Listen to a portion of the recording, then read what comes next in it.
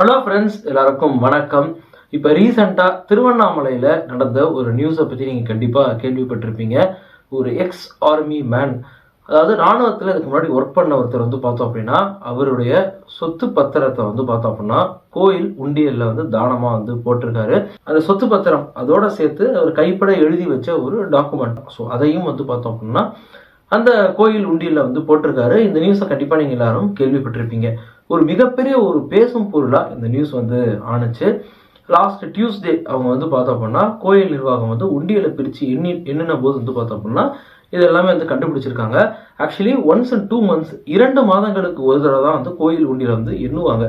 So அப்படி எண்ணும் போது அவங்க இந்த பத்திரம் இதெல்லாம் பார்த்தம்போது பார்த்தோம்னா உண்மையிலேயே ஷாக் ஆயிருக்காங்க. ஆக்சுவலாக இவர் ஏன் இந்த விஷயத்த பண்ணாரு, இவர் பேசிக்கலி யாரு, இவர் ஃபேமிலிக்கு என்ன ஆச்சு அப்படின்றத பற்றி தான் இந்த வீடியோவில் டீட்டெயிலாக பார்க்க போகிறோம். ஸோ அஃப்கோர்ஸ் நம்ம சேனலில் நம்ம எப்பவுமே ஒருத்தவங்களோட பர்சனல் விஷயத்த ரொம்பவே பேச மாட்டோம். பட் இந்த வீடியோவில் நம்ம பார்த்தோம் அப்படின்னா ஒரு சின்ன ஒரு விஷயம் இருக்கும். ஸோ அதனால தான் இந்த வீடியோ நான் போட்டிருக்கேன். பொதுவாகவே இந்த சொத்து தகராறு அப்படிங்கிறது வீட்டில் இருக்கும். ஸோ நிறைய குடும்பங்களில் இந்த சொத்து தகராறு இருக்கலாம் அப்படின்னு நான் நினைக்கிறேன். ஸோ இதுக்கு ஒரு ஆர்மி அவரோட வீடும் பார்த்தோம் அப்படின்னா விதி விலக்கு இல்லை அப்படிங்கிறதான் நான் நினைக்கிறேன். ஸோ அதுக்கு எக்ஸப்ஷன் இல்லை அப்படின்னு தான் நினைக்கிறேன். ஸோ ஆக்சுவலி அவருக்கு ஒரு ஒய்ஃப் இருந்திருக்காங்க அண்ட் 2 டாட்டர்ஸ், 2 மகள்கள் 2 பேர் இருக்காங்க. 2 பேருமே மேரி பண்ணி கொடுத்துட்டாரு. ஸோ எல்லாருமே இப்போ இருக்காங்க. ஸோ யாரும் எல்லாருமே இப்போ வரைக்கும் இருக்காங்க. இப்போ என்ன நடந்திருக்கு அப்படின்னு கேட்டிங்க அப்படின்னா இவங்களுடைய டாட்டர்ஸ் பார்த்தோம் அப்படின்னா இவரை ஒழுங்காக பார்த்துக்கிறது இல்லை. ப்ளஸ் இவருடைய ஒய்ஃபுக்கும் இவருக்கும் கருத்து வேறுபாடு நடந்திருக்கு. ஸோ ஏதோ ஒரு ப்ராப்ளம் நடந்திருக்கு. அதனால ஒரு கிட்டத்தட்ட அரௌண்ட் 10 இயர்ஸாகவே இவர் ஒய்ஃபை விட்டு பிரிஞ்சு தான் இருந்திருக்காரு. தனியாக தான் வாழ்ந்துட்டு இருக்காரு. ஸோ 2 டாட்டர்ஸுக்குமே மேரேஜ் ஆயிடுச்சு. ஸோ இவரை இப்போ யாருமே பார்த்துக்கிறது கிடையாது. நான் என்னுடைய டெய்லி லைஃபையே பார்த்தோம் அப்படின்னா நான் ரொம்ப கஷ்டப்பட்டு இருக்கேன், என்னை யாருமே கண்டுக்க மாட்டேங்கிறாங்க.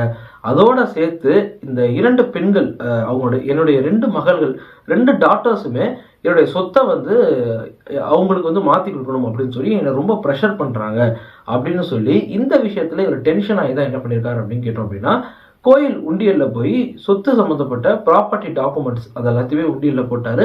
அதோட சேர்த்து ஒரு கைப்பட எழுதின ஒரு டாக்குமெண்ட் அதையும் என்ன பண்ணிடுறாரு அப்படின்னா கோயில் உண்டியலில் போட்டுறாரு. பட் இப்போ கோயில் நிர்வாகம் என்ன சொல்லியிருக்காங்க அப்படின்னு கேட்டோம் அப்படின்னா ஒரு ப்ராப்பர்ட்டி அப்படின்னா எங்கள் முறைப்படி லீகலாக அது கோயிலுக்கு ரெஜிஸ்டர் பண்ணணும்.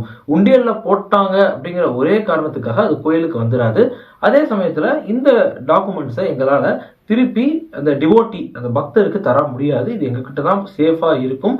அடுத்து என்ன பண்றது அப்படிங்கிறத நம்ம பார்க்க போறோம் அப்படின்னு சொல்லியிருக்காங்க. ஏன் அப்படின்னா ஸோ இதை கோயில் உண்டியலில் போட்ட உடனே இந்த நியூஸ் ரொம்ப வேகமாக பரவிடுச்சு. ஓகேவா, ரொம்ப பயங்கரமா பரவிடுச்சு. ஸோ அவருடைய ஃபேமிலி மெம்பர்ஸ் இருப்பாங்க இல்லையா, அவங்க லீகல் ப்ரொசீஜர்ஸா ஆரம்பிச்சுட்டாங்க போல. லைக் லீகல் ஹெல்ப் அவங்களுடைய ஃபேமிலி மெம்பர்ஸ்லாம் ஸ்டார்ட் பண்ணியிருப்பாங்க போல. லைக் எப்படி இந்த டாக்குமெண்ட்ஸை அவங்க பேருக்கு மாத்துறது அப்படிங்கிற மாதிரியான சட்டப்பூர்வமான விஷயங்கள்ல அவங்க ஸ்டார்ட் பண்ணியிருப்பாங்க அப்படின்னு நினைக்கிறேன். பட் இவர் ரொம்ப ஸ்ட்ராங்கா இருக்காரு. நான் என்னுடைய வேர்டை மாத்திக்க போறது கிடையாது, இந்த கோயிலுக்கு தான் நான் ரெஜிஸ்டர் பண்ணி தரப்போறேன் அப்படிங்கிறதுல தெளிவா இருக்காரு. ஸோ இவர் யார் அப்படிங்கிறத நம்ம பார்ப்போம். இவருடைய பேர் எஸ் விஜயன். இவருக்கு 65 வயது. ஸோ 65 இயர்ஸ் ஆயிடுச்சு. இவர் ஆர்மியில சர்வ் பண்ணி ரிட்டையர் ஆயிருக்காரு. ரிட்டையர் ஆகி நான் ஏற்கனவே சொன்ன மாதிரி இவருக்கு ஒரு ஒய்ஃப், 2 டாட்டர்ஸ், 2 மகள்கள் இருந்திருக்காங்க. 2 பேரையுமே மேரி பண்ணி கொடுத்துட்டாரு. ஆரணி டவுன் பக்கத்துல இவர் இருக்காரு. ஸோ இது நடந்தது எங்க அப்படின்னு கேட்டோம்னா தமிழ்நாட்டில் இருக்கக்கூடிய அருள்மிகு ரேணுகாம்பாள் அம்மன் கோயில். ஸோ இந்த சாமிக்கு இவர் சின்ன வயசுல இருந்தே இவர் ரொம்ப பக்தியா இந்த சாமிகிட்ட இருந்திருக்காரு. இவருக்கு ரொம்ப ஒரு பிடித்த ஒரு கோயிலா இந்த கோயில் இருந்திருக்கு. அருள்மிகு ரேணுகாம்பாள் அம்மன் கோயில் அப்படிங்கிறது ரொம்ப இவருடைய சின்ன வயசுல இருந்து சைல்ட்ஹுட்ல இருந்தே இந்த கோயிலுக்கு ரொம்ப ஒரு டிவோட்டியா இருந்திருக்காரு. 2 ப்ராப்பர்ட்டி, ஒரு ப்ராப்பர்ட்டி பார்த்தோம் அப்படின்னா 10 சென்ட் லேண்டு. ஓகேவா, இன்னொன்று பார்த்தோம் அப்படின்னா ஒரு வீடு. ஸோ 10 சென்ட் லேண்டு, ஒரு வீடு, ரெண்டையுமே சேர்த்தோம் அப்படின்னா 4 கோடி ரூபாய் மதிப்பு வரும். இந்த 4 கோடி ரூபாய் மதிப்பு உள்ள இந்த ப்ராப்பர்ட்டிஸை அவருடைய 2 டாட்டர்ஸ், 2 மகள்களும் எங்களுக்கு நீங்க ரெஜிஸ்டர் பண்ணி கொடுங்க அப்படின்னு சொல்லி இவரை ரொம்பவே ப்ரெஷர் பண்ணியிருக்காங்க. அதுவும் மட்டும் இல்லாம இவருடைய டெய்லி ரொட்டீனை இவர் தான் ரொம்ப கஷ்டப்பட்டு பார்த்துட்டு இருந்திருக்காரு. இவருடைய ஒய்ஃபும் இவரை பார்த்துக்கிறது கிடையாது, இவருடைய 2 டாட்டர்ஸும் இவரை பார்த்துக்கிறது கிடையாது. அப்படின்னு சொல்றாங்க.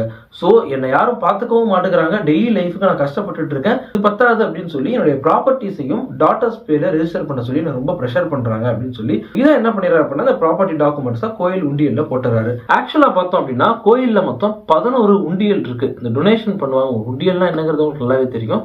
11 உண்டியல். அந்த 11 உண்டியல்ல ஏதோ ஒரு உண்டியல் என்ன பண்ணிடுறாரு அப்படின்னா இவர் வந்து இந்த ஒரு ப்ராப்பர்ட்டி சம்மந்தப்பட்ட டாக்குமெண்ட்ஸ், சொத்து பத்திரம் அதெல்லாம் வந்து போட்டுறாரு. யூஸ்வலா வந்து பார்த்தோம் அப்படின்னா உங்களுக்கு தெரியும் கோயில் உண்டியல்ல நோட்டு இருக்கும், காயின் இருக்கும்.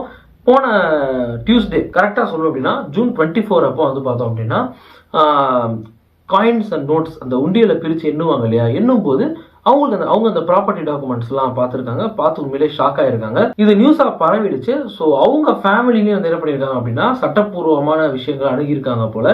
கோயில், நான் ஏற்கனவே சொன்ன மாதிரி கோயில் தரப்புல தெளிவாக சொல்லிட்டாங்க, இந்த ப்ராப்பர்ட்டி டாக்குமெண்ட்ஸை எங்களால் திருப்பி தர முடியாது. அதே மாதிரி வந்து பார்த்தோம் அப்படின்னா இது எங்களால் ஈஸியாக எடுத்துக்கவும் முடியாது. இதை ப்ராப்பராக கோயில் பேரில் ரிஜிஸ்டர் பண்ணாதான் எங்களால் எடுத்துக்க முடியும் அப்படிங்கிறத கோயில் தரப்புல இருந்து சொல்லிட்டாங்க.